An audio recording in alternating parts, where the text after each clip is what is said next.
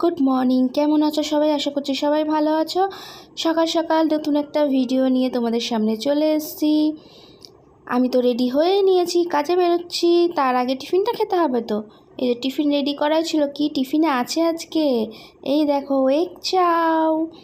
আর আমার বড্ড দেরি হয়ে যাচ্ছে, কিন্তু কি করব, রাতে যে ঘুম আসে না একদম।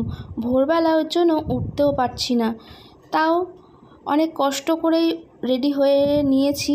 এখন বাজে 8টা। খেয়ে নিলেই আমার সব কিছু মোটামুটি গোছানো কমপ্লিট। তারপর ফিরে এসে তোমাদের সঙ্গে আবার দেখা হবে। এই যে বেরোচ্ছি এখন, এই রোদে গরমে কখন যে গাড়ি ঘোড়া পাবো। আর ঠিকঠাক এখন জানো তো, টোটো অটো বাস কোনোটাই ঠিকঠাক চলতে চায় না। তাই একটু সকাল সকালই বেরিয়ে পড়ছি।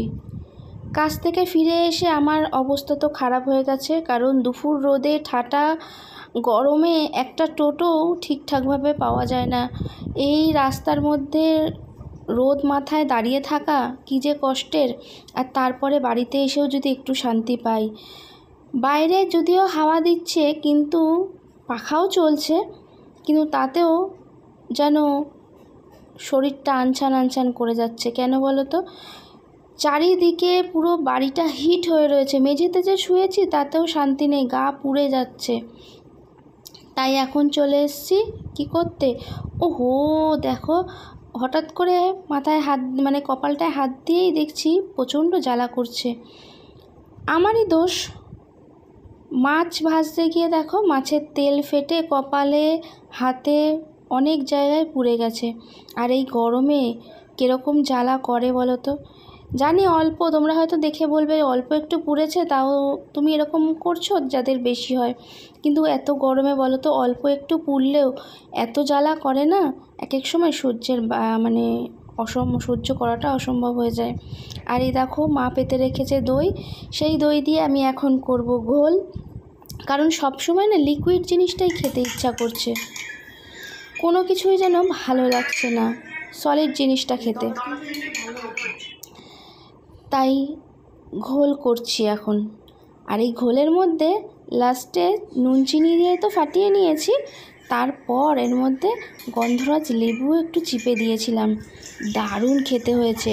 আর যখন গলা দিয়ে যাচ্ছে না, মনটা একদম শান্তি শান্তি, মানে কি বলবো, পুরো শরীরটা মনে হচ্ছে ঠান্ডা হয়ে যাচ্ছে। এরকম খেতে এখন বেশি ভালো লাগে। আজকে দুপুরে আমাদের মেনুতে কি ছিল বলো তো? মোরলা মাছ পেঁয়াজ লঙ্কা দিয়ে, মানে কাঁচা পেঁয়াজ লঙ্কা দিয়ে নুন আর সর্ষের তেল দিয়ে মেখেছিলাম, চাট করেছিলাম। আর আলু সিদ্ধ পেঁয়াজ লঙ্কা দিয়ে মাখা। তার সাথে কি বলো তো, জল ঢালা ভাত।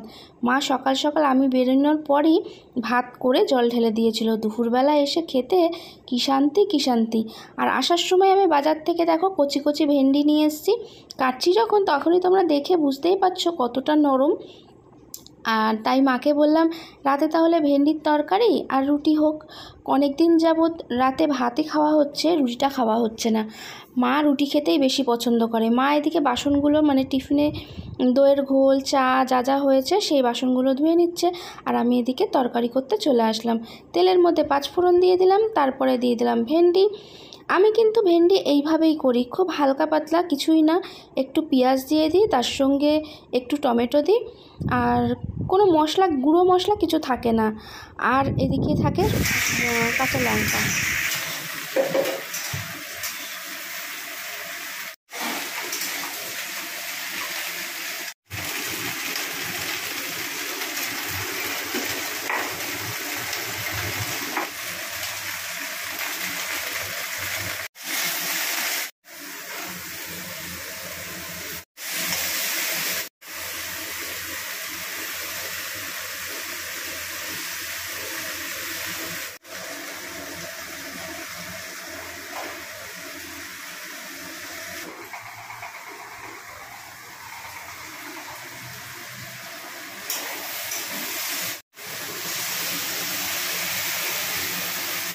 আমাদের মতন সাধারণ মানুষের এই রকমভাবেই ঘরে বাইরে করতে করতে দিনগুলো কিভাবে কেটে যায়। এই দেখো আমি যে ভেন্ডির তরকারিটা করেছি তোমাদের একটু দেখিয়ে দিলাম। এরপর রুটি করার পালা। বাবা আজকে আমাকে হেল্প করে দিচ্ছে। দেখো আমি রান্নাঘরে গরমের মধ্যে এত কাজ করছি দেখে আমার বাবা আজকে আমাকে রুটি বেলে দিয়েছে। আজকে আমি বাবাকে রিকোয়েস্ট করেছি যে একটু রুটিটা বেলে দাও না বাবা। বাবা বলছে বাবা নাকি ভুলে গেছে রুটি বেলতে। তা আজকে অনেক জোর করার পর মা বলল আমি তাহলে ঘরের কাজগুলো, মা যখনই সুযোগ পায়, মানে আমি রান্নাবান্নার দিকে হাত লাগাই তখনই মা একটু ঝাড় পোছের দিকে চলে যায়। ঘরদোর গুছাতে মা একটু বেশি ভালোবাসে, মানে দেখতেই পাও আমাদের ঘরদোর কত টিপটাপ মা রাখে। যদিও বা নোংরা আমি আর বাবাই করি, মা কিন্তু খুব পরিষ্কার মানুষ। তাই বাবা বলল ঠিক আছে তাহলে আমি রুটিটা বেলে দিচ্ছি। হয়তো একটু ধ্যাবড়া ধ্যাবড়া করে বেলেছে, মানে একটু গোলটা ঠিক আমাদের মতন হয়নি। রুটিটার লিচিটাও অনেক বড় আর রুটিটার সাইজটাও অনেক বড়, একটু ব্যাকাটারা। ঠিক আছে, কোনো ব্যাপার নয়, সব চালিয়ে নেব, নিজেদেরই তো মানুষ সবাই, কেউ তো আর বাইরের লোক আসছে না খেতে। যাই হোক, আমি এখন রুটি ভাজতে চলে এসেছি। এভাবেই চলে গেল সারাটা দিন। আমি তো দেখলেই কাজ থেকে এসে ফিরে এই সব ঘরের কাজবাজ করতে করতেই আমি এইভাবেই কেটে যায়। আর আজকের মতন সবাইকে টাটা বাই বাই। আজকের ভিডিওটা যদি ভালো লেগে থাকে তাহলে সাবস্ক্রাইব করে আমার পাশে থাকবে।